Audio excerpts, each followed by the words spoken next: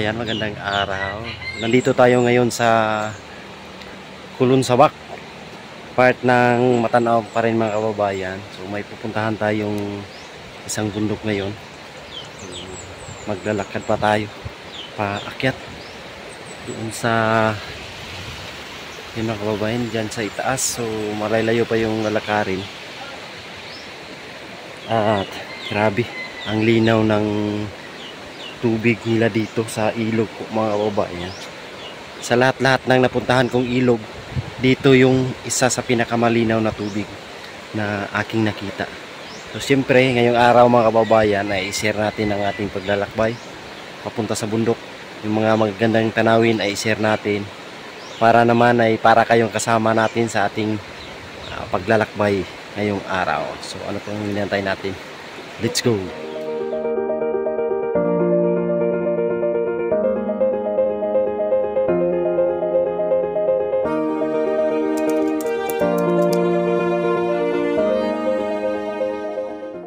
Ayun, grabe yung linaw ng tubig po nila dito.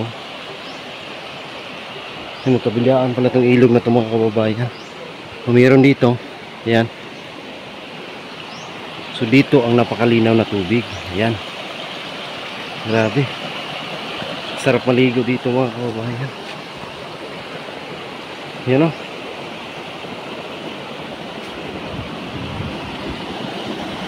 Grabe ang linaw. Ayan. Napakalinaw po ng tubig dito sa ilog na ito. Tawid tayo dito. So may mga kubo-kubo dyan, no? Para kung gusto mo maligo dito, ayan, may mga kubo-kubo dito sa taas. Tara, tuloy tayo. Ayan, si nanay po yung ating tour guide papunta dito sa ano, may mga magagandang ano daw dito mga kababayan, magagandang tanawin. Nay, si pangalan ni mo, Nay? Nora Sumali. Si Nanay Nora Sumali. So siya po yung tour guide natin. Sabi paakyat. Mga pinaka-oras baklay, Nay? 25 minutes. 25 minutes and 2 hours daw. Paakyat. Doon.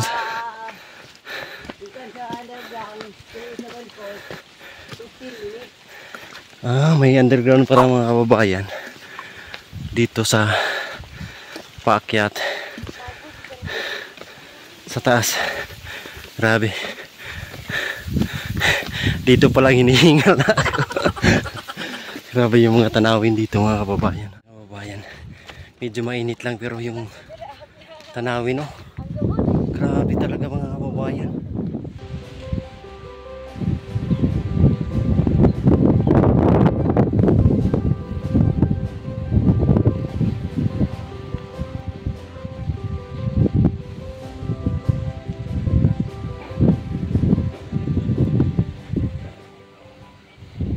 Yun mga kababayan, oh, grabe yung lugar, oh, grabe ang ganda po. Wow,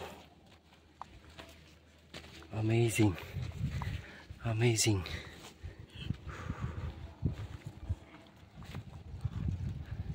Ayan, oh, grabe. Iba talaga yung tanawin. Mabubusog yung paningin natin mga kababayan. Dito sa bundok, may mga bahay rin dito. Yan, nakatira dito sa tuktok. Grabe yung lugar.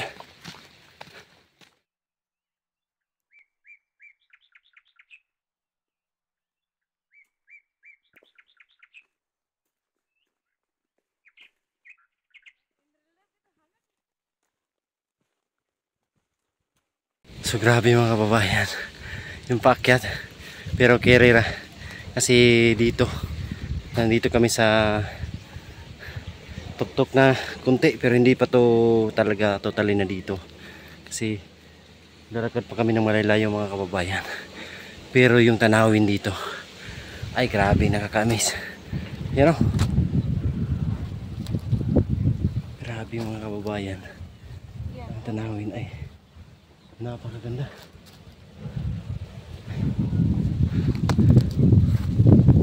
Grabe po. So makikita natin na walang mga puno-puno dito mga kababayan. Dito sa kasi yung ilalim kasi nito is bato, yung limestone o tinatawag na yung dolomite. Yung ilalim nito mga kababayan, kaya hindi siya tumutubo yung mga kahoy-kahoy dito. Hindi nabubuhay. Makikita natin yung mga kugon-kugon lang. Gaya ng mga bundok na yan mga kababayan. Kasi ang ilalim ng bundok na yan is dolomite. Kaya ganyan. Yung sa mga gilid-gilid mayroon ding mga tumutubo. Yung mga part na may mga lupa. Yan may mga daanan ng tubig. Kaya may mga kunting puno-puno rin mga kababayan. So grabe yung lugar oh. Napakaganda talaga. So tuloy tayo. Tara. Yung lugar oh. Para kang nasa para kang nasa Digos. New Zealand din. New Zealand. New Digos. Version. Kulon sa bak. Para ka nasa kulon sa bak mga kababayan. Tapos dito rin sa kabila. Yan. So pag may makikita kayong mga kahoy mga kababayan, yung mga ganyan, yung ilalim niyan is lupa talaga. Pero pag ganun, gaya nun mga kababayan, is bato yung ilalim niyan.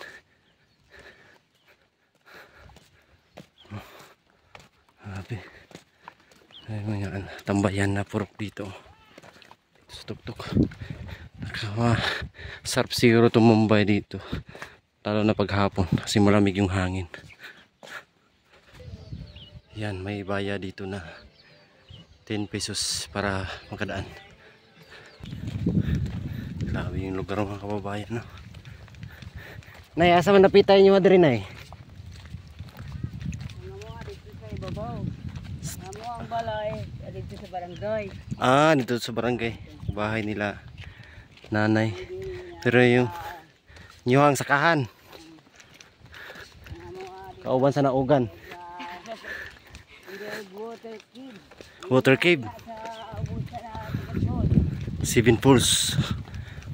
Punta pala kami ngayon sa Seven Falls mga kababayan. Ito tayo sa ano? Grabe. Pababa na naman mga kababayan. Pababa naman tayo. Malapit na eh. Malapit na daw.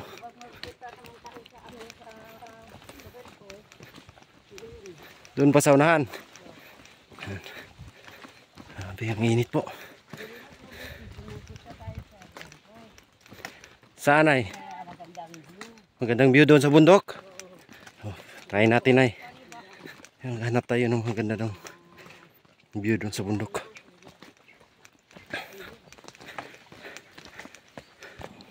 So may ilog dito mga kababayan dyan sa baba.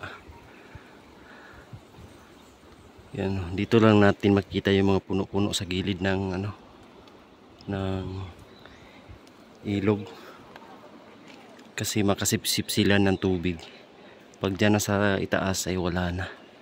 Yan o, wala nang ano.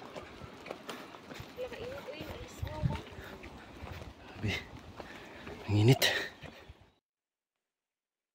Grabe mga kababayan, sa napakataas na tuktok ng bundok ay may nakatago pala ditong napakagandang anyong tubig. So grabe mga kababayan, ang linaw ng tubig, saka sarap liguan. Ayan, pakita natin mga kababayan, nakatago pala to dito sa kulong sabak. Ang ganda mga kababayan. Yan o.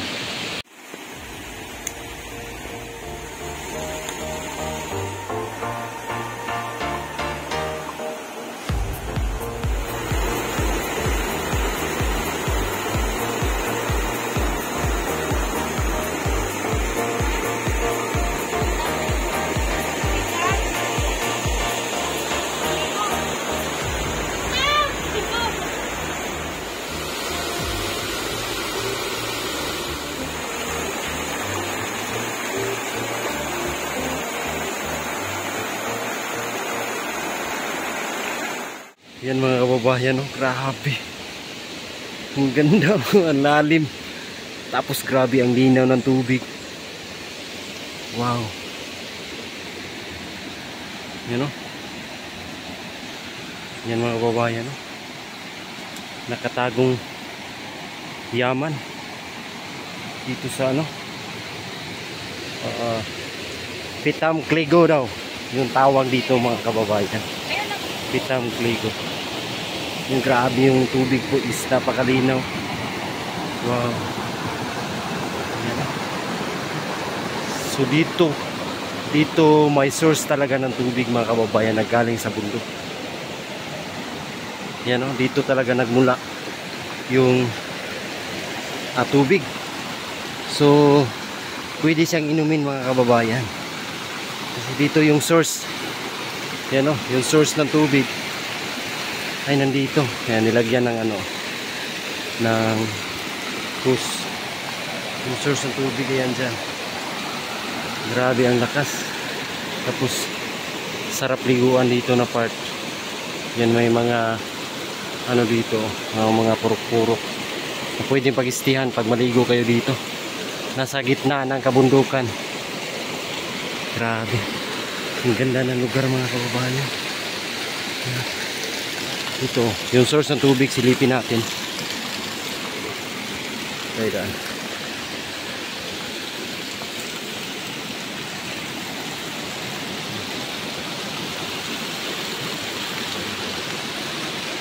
dito talaga yung source ng tubig. Tabi po. Mga kababayan, no? Nasa ilalim po.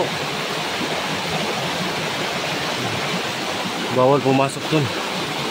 So dun sa ilalim ng mga bato mga kababayan, yung source ng tubig dito. Ayan o. So doon may supply din doon mga kababayan. Pero dito yung malakas na supply. So doon makikita natin na hindi gaanong malakas yung tubig. Grabe, ang ganda po. Ang linaw mga kababayan.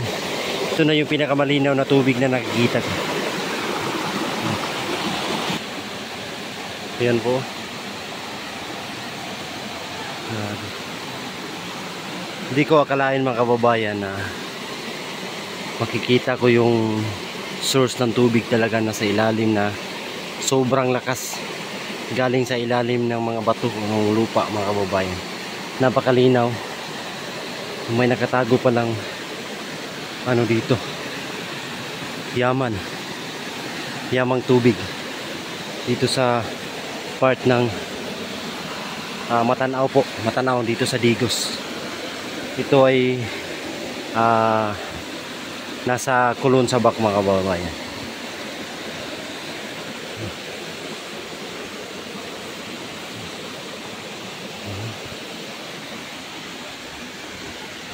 So dito hindi gano'ng kalakas yung tubig. Kasamahan natin. Hello.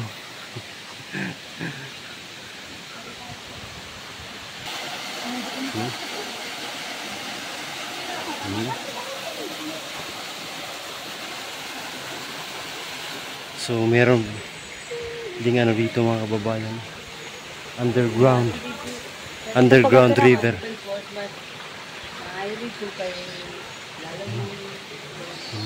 Pwede mo sulod dira nay. So pasok tayo doon sa loob mga kababayan. Para matry natin sa loob. Yan, may mga isda pa po mga kababayan. Oh. Yung tubig niya ay nasa ano, sa ilalim ng bato lang. So pasukin natin. Lamig ng tubig mga kababayan. Tabi-tabi po. Tabi. Wow. Grabe, ang ganda mga kababayan. Tapos yung tubig ay napakalinaw at napakalamig. Grabe. Ang ganda dito.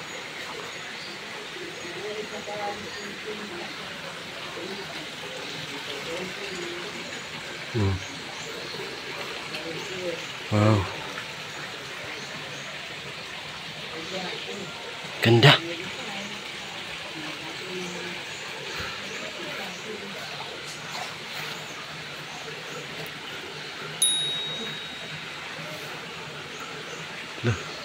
Medyo malalim na pala dito. Mga bayan, no? Wow. Yung tsura niya. Ang lamig ng tubig. Grabe mga kababayan, ang ganda, oh. Ganda ng lugar. Ang ganda ng underground river dito mga kababayan. Grabe. Sulit yung paglalakad natin ng malayo. Kasi makikita tayo ng ganito. Yan. Grabe.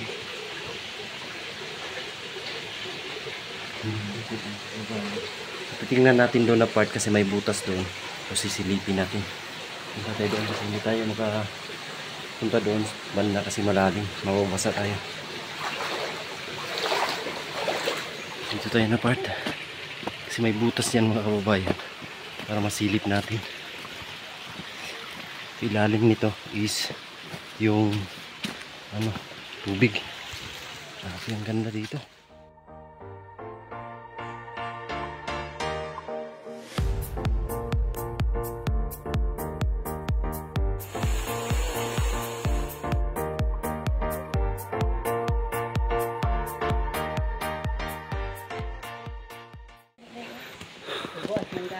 So humina yung tubig mga kababayan, wala nang supply doon dahil sa init, sobrang init. Dito yung may butas, makikita natin yung may liwanag sa ilalim. Ito yun dito. Aray, oh, ganda ng rock formation, no? Dito yun mga kababayan, no?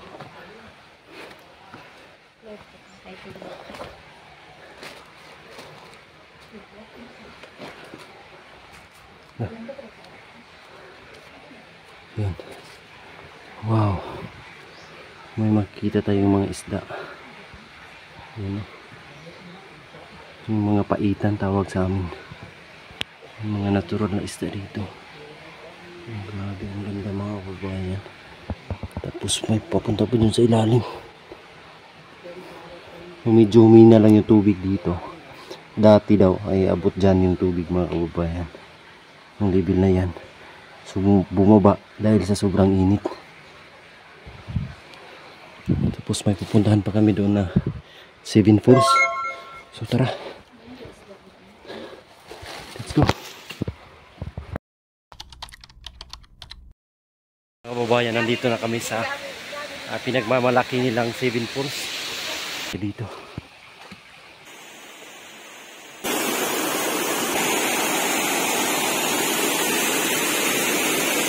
kalinaw na tubig sa 7 Falls.